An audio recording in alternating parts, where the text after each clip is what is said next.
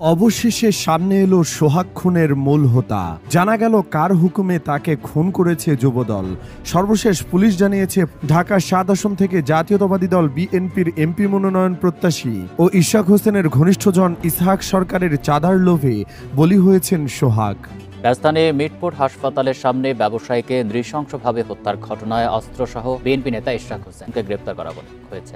রাজধানীর মিটফোর্ড হাসপাতালের সামনে ব্যবসায়ী লালচাঁদ সোহাগকে নৃশংসভাবে হত্যার ঘটনায় করা অস্ত্র মামলায় আদালতে স্বীকারোক্তিমূলক জবানবন্দি দিয়েছে বিএনপি নেতা ইশরাক হোসেন। সোহাগ হত্যাকাণ্ডটি মবকাণ্ড বা উত্তেজিত জনতার প্রতিক্রিয়ায় ঘটে যাওয়া একটি সাধারণ ঘটনা বলে চালিয়ে দিতে চেয়েছিল খুনিরা। পাশাপাশি পরিকল্পনা ছিল তাকে চাঁদাবাজ ও আওয়ামী লীগের দোসর বলে আখ্যা দিয়ে হত্যার নেপথ্যে একটি জনরোষের গল্প দাঁড় করানো। শুধু তাই নয়, প্রকাশ্যে রাস্তায় হত্যা করলে এলাকায় নিজেদের আধিপত্য বিস্তারেও সহজ হবে বলে মনে করেছিলেন এই হত্যাকাণ্ডের মূল হোতা। শুধু ওই যে আওয়ামী লীগের দোসররা হুঁশিয়ার সাবধান এই বইলে ওইখান থেকে নিয়ে আসছে, মিছিল নিয়ে আসছে, এই ভয়ে কেউ আগায় নাই। এটা একটা মেসেজ ছিল যে যদি কেউ চাঁদা না দাও তাহলে কিন্তু এখানে তোমাদের পরিণতি এরকমই হবে। বরগুনার আলোচিত ব্যবসায়ী সোহাগকে শুধুমাত্র চাঁদা না দেওয়ার কারণেই নৃশংসভাবে পাথর মেরে ঢাকায় হত্যা করা হয়েছে এবং যারা হত্যাকারী তাদের একটা প্ল্যান ছিল যে এই সোহাগকে হত্যা করার পর তাকে আওয়ামী লীগ বলে জনগণের রোষানলে ফেলে দিয়ে পাশাপাশি পুরো এলাকায় একটা আতঙ্ক তৈরি করা যে যদি তাদেরকে চাঁদা প্রদান না করা হয় তাহলে তার পরিণতিও এই সোহাগের মতো ভয়াবহ হবে। কিন্তু ঘটনাক্রমে নৃশংসভাবে সোহাগকে হত্যা করার ভিডিও গোটা দেশে ছড়িয়ে যাওয়ার কারণে গোটা দেশের সর্বস্তরের জায়গা থেকে যখনই এর বিরুদ্ধে তীব্র প্রতিবাদ জানানো হয়েছে এবং আন্দোলন করা হয়েছে, সেই কারণেই কিন্তু এর পিছনে যারা রাঘব বল তারা সকলেই এখন কঠিনভাবে ফেঁসে গিয়েছে এবং ইতিমধ্যেই রিমান্ডে আসামিরা তারা মূলত সমস্ত তথ্যগুলো ফাঁস করে দিয়েছে, মূলত কার নির্দেশে কোন নেতার নির্দেশে এই হত্যাকাণ্ডের ঘটনা ঘটিয়েছে এবং কি তাদের প্ল্যান ছিল এ বিষয়ে অত্যন্ত গুরুত্বপূর্ণ তথ্য তারা রিমান্ডে প্রকাশ করেছে। দর্শক, এ বিষয়ের কিছু অংশ ভিডিও শুরুতে শিরোনামে আপনারা দেখেছেন, বিস্তারিত দেখবেন পুরো ভিডিও জুড়ে। এ বিষয়গুলো দেখার পূর্বে আপনাদের একটা অনুরোধ করব, যারা আমাদের চ্যানেলে নতুন আসছেন চ্যানেলটি সাবস্ক্রাইব করে অল ক্লিক করে বেল আইকনটি চালু করে দিবেন।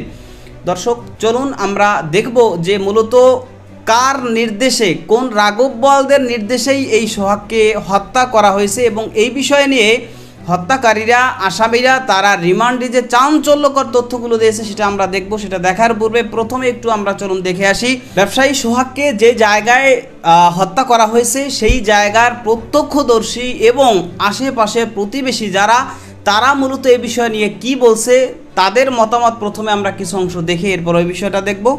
ধৈর্য ধরে একটা লাইক দিয়ে ভিডিওটি শেষ পর্যন্ত দেখতে থাকুন। শুধু ওই যে আওয়ামী লীগের দোসররা হুঁশিয়ার সাবধান এই বইলে ওইখান থেকে নিয়ে আসছে, মিছিল নিয়ে আসছে, এই ভয়ে কেউ আগায় নাই ওইখানে।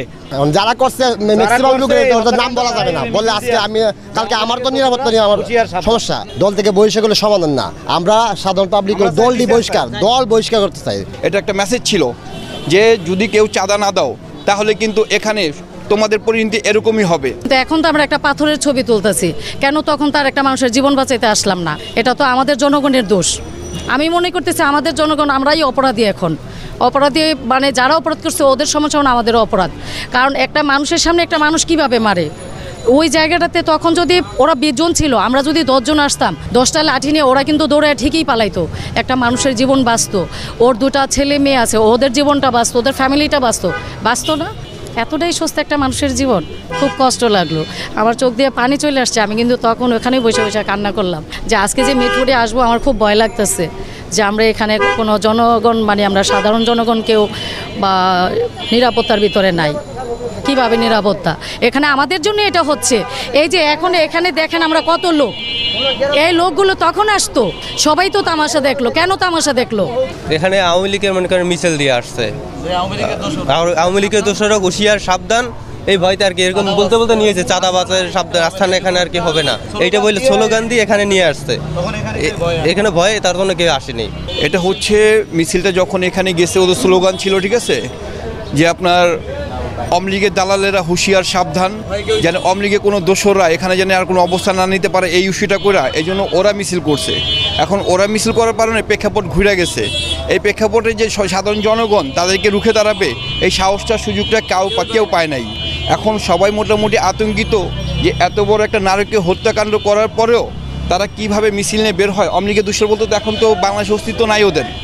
তারপরে এত বড় একটা হত্যাকাণ্ড সংঘটিত হওয়ার পরও তারা কিভাবে মিছিল বের করে আর কিভাবে তারা হুঁশিয়ারি স্লোগান দেয়, কারণ এটা আমাদেরকে ভয়ভীতি দেখানোর জন্য যেন সাধারণ পাবলিক এখানে যেন কোনোভাবে আত্মপ্রকাশ না করে, তাদের বিরুদ্ধে যেন কোনো কথা না বলে। এই জন্যই তাদেরকে সবাইকে আমাদেরকে আওয়ামী লীগের দোসর বানায় যাতে আমরা না দাঁড়াইতে পারি। এই মিছিলটা কি হত্যাকাণ্ডের আগে হয়েছে না পরে? এটা হত্যাকাণ্ডের পরে, এটা আগে হয়েছে কিন্তু হত্যাকাণ্ডের পরেও মনে করেন হয়েছে। এটা হত্যাকাণ্ডের পরে হয়েছে যাদেরকে সাধারণ জনগণকে ভয়ভীতি দেখানোর জন্য, সাধারণ জনগণ জানি কখনো এই ব্যাপারটা নিয়ে আর কখনো আগে না বাড়ে, প্রতিবাদ না করার জন্য এই মিছিলটা ওদেরকে হুঙ্কার হচ্ছে। এরকম যেটা আপনারা দেখছেন লাইভে এসে ওরা কীভাবে নারকীয় হত্যাকাণ্ড চালাইছে, এটা একটা মেসেজ ছিল যে যদি কেউ চাঁদা না দাও তাহলে কিন্তু এখানে তোমাদের পরিণতি এরকমই হবে।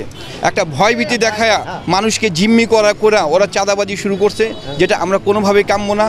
যেটা আওয়ামী লীগ সরকার বিগত সরকার করছে তার চাইতে আমরা যে ব্যানার থেকে দেখতেছি এই হত্যাকাণ্ড কিংবা নৃশংসতা চালাইছে তাদের ভয়াবহতা আরও অনেক বেশি। এখন আমরা সাধারণ জনগণ খুবই আতঙ্কিত যে তারা এখনই যে অবস্থান করতেছে তাদের ওখান থেকে শুধু বহিষ্কার করছে বা নিন্দা জানাইছে, এতে কি সমাধান হয়? একটা মানুষকে জীবন কি ফিরে দিতে পারে? কোনোভাবেই সেটা কাম্য না। আমরা এটা কঠিন থেকে কঠিনতর বিচার চাই, সুস্থ তদন্ত চাই। যারা এখানে হত্যাকাণ্ড অংশগ্রহণ করছে, এখন আমরা শুনছি 4 জনকে ধরছে, তাদেরকে বিচার আলতে আনছে, কিন্তু সেখানে 4 জন জড়িত ছিল না, কমপক্ষে এখানে 20 জন জড়িত ছিল। ফুটেজে দেখা গেছে আমরা 15-20 জন আমরা নিজেরাই দেখছি।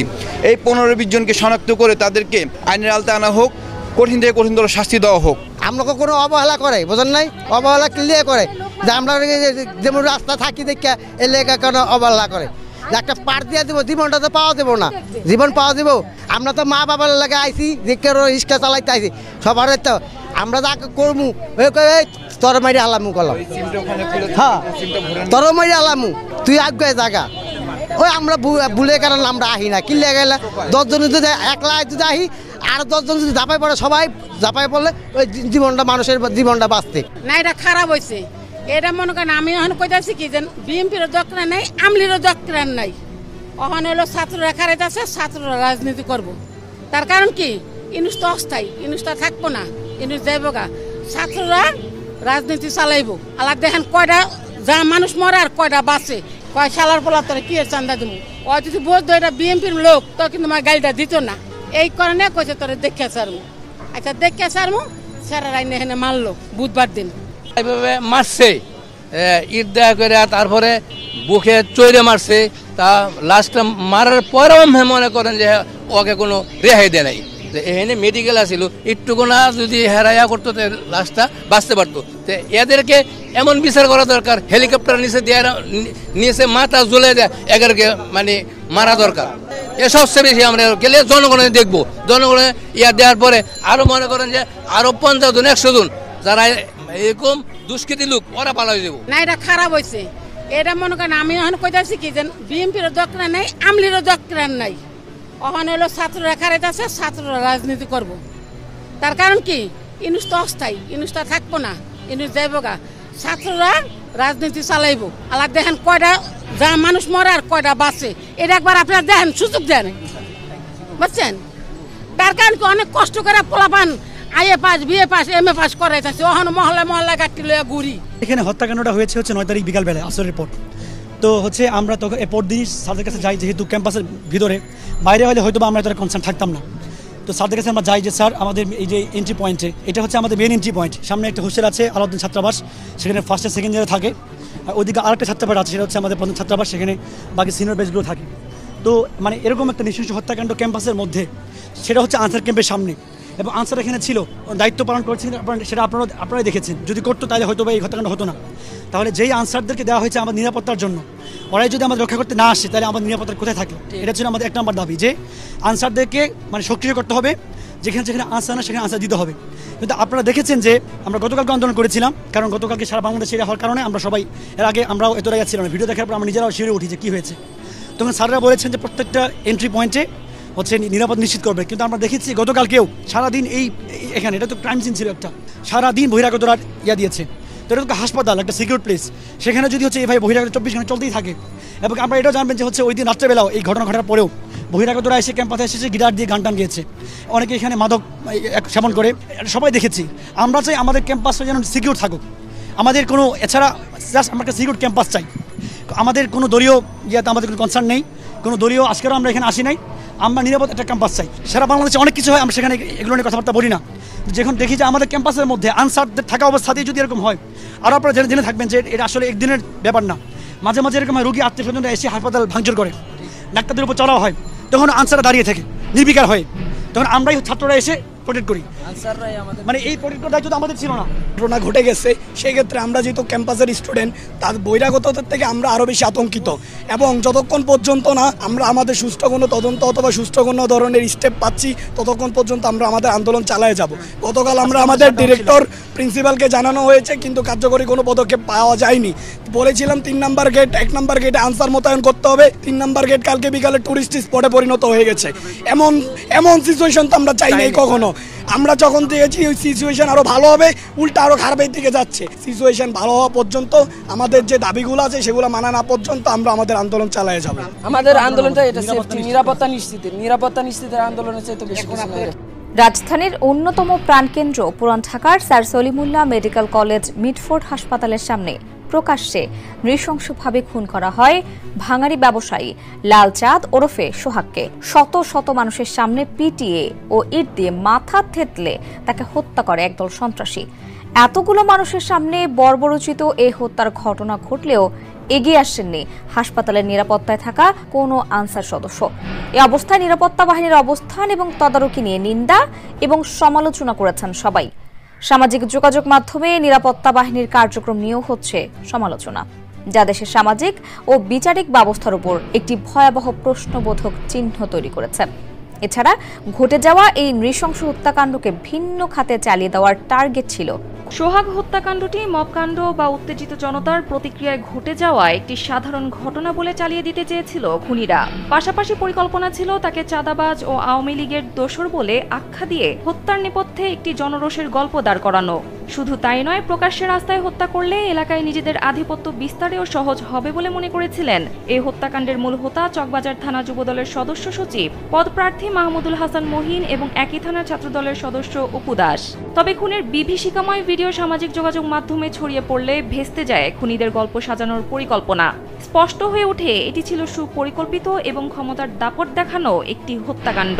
মহিনকে রিমান্ডে প্রাথমিক জিজ্ঞাসাবাদের পর সোহাগ হত্যা মামলার তদন্ত সংশ্লিষ্ট কর্মকর্তা এবং স্থানীয়দের সঙ্গে কথা বলে এমন তথ্য জানা যায়। তারা জানিয়েছেন, খুনিরা সোহাগের বিরুদ্ধে আগেভাগে একটি প্রচারণা চালায় যেন তাকে চাঁদাবাজ, আওয়ামী লীগ পন্থী এবং ব্যবসায়ী সমাজের শত্রু হিসেবে চিত্রিত করা যায়। ব্যবসায়ী সোহাগ হত্যাকাণ্ডের পরবর্তীতে যখন গোটা দেশ ফুঁসে উঠেছে চাঁদার বিরুদ্ধে এবং অন্যায়ের বিরুদ্ধে, এবং এই নৃশংসভাবে তাকে যে হত্যাকাণ্ডের মাধ্যমে শেষ করে দেওয়া হয়েছে এর বিরুদ্ধে, তো তখনই কিন্তু মোটামুটি এদেশের আইন, এরপরে আইন শৃঙ্খলা রক্ষাকারী বাহিনী সকলে মোটামুটি পুরোপুরিভাবে অ্যাক্টিভ হয়েছে এবং ইতিমধ্যেই এই সোহাগের যারা হত্যাকারী তাদেরকে গ্রেফতার করেছে। কিন্তু আমরা কয়েকটা বিষয় লক্ষ্য করেছি যে কখনো এই সোহাগ হত্যাকাণ্ডের পিছনের রহস্য কখনো বেরিয়ে আসছে এমন যে এই সোহাগ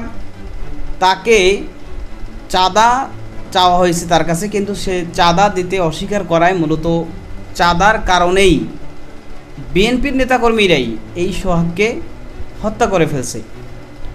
কিন্তু কখনো আবার দেখা গেছে যে ঘটনা ভিন্ন দিকে মোড় নেওয়ানো হয়েছে, বা আমরা ভিন্ন কিছু দেখেছি যে অনেকেই বলছে যে না, চাঁদার কোনো সম্পর্ক না এর সাথে, মূলত তাদের ব্যবসায়িক দ্বন্দ্ব, প্রাতিষ্ঠানিক দ্বন্দ্ব, এই দ্বন্দ্বকে কেন্দ্র করেই মূলত এই ঘটনা ঘটিয়েছে।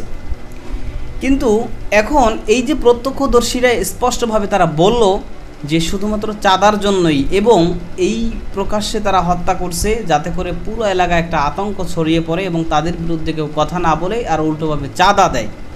এবং এই ব্যবসায়ী সোহাগের ছেলে, নাবালক ছেলে, সেও কিন্তু সাক্ষী দিয়েছিল যে আমার বাবার কাছে এর আগে অনেকবার বিএনপি নেতাদের পক্ষ থেকে চাঁদা চাওয়া হয়েছে, কিন্তু আমার বাবা সে চাঁদা দিতে অস্বীকার করেছে এবং আমাদেরকে সেটা জানিয়েছে যে আমি আমার ব্যবসা করি, আমার ব্যবসা করে আমি চলি, সুতরাং আমি এই ব্যবসার টাকা কেন তাদেরকে চাঁদা হিসেবে দিব, আমি তাদেরকে চাঁদা দিব না।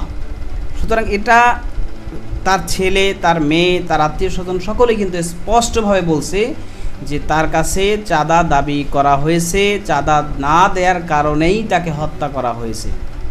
কিন্তু পরবর্তীতে ঘটনাকে ভিন্ন দিকে মোড় নেওয়ানো হয়েছে এবং বলা হয়েছে যে না, আসলে চাঁদা এর সাথে সংশ্লিষ্ট নয়, যেহেতু এর মাধ্যমে পুরো বিএনপিকেই রোষানলে পড়তে হচ্ছে। এবং পাশাপাশি আমরা এটাও শুনেছি যখন এই সোহাগ হত্যাকারীদের বিরুদ্ধে সোহাগের আত্মীয় স্বজন তারা যখন মামলা লড়তে যায় তখন তাদেরকে বিভিন্নভাবে হুমকি ধমকি এবং বিভিন্ন রকমের থ্রেট দেওয়া হয়েছে। তো এগুলো কারা দিচ্ছে এটা তো স্পষ্ট, এটাই এদেশের মানুষের প্রশ্ন।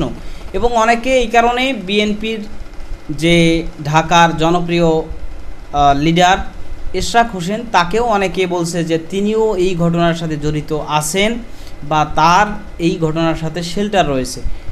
তো আপনি কি মনে করেন সেটা কমেন্ট সেকশনে জানাতে পারেন। ভালো থাকবেন, সুস্থ থাকবেন, দেখা হবে নতুন কোনো ভিডিওতে, কথা হবে নতুন কোনো বিষয়। আজকে পর্যন্তই, আসসালামু আলাইকুম ওয়া রাহমাতুল্লাহ।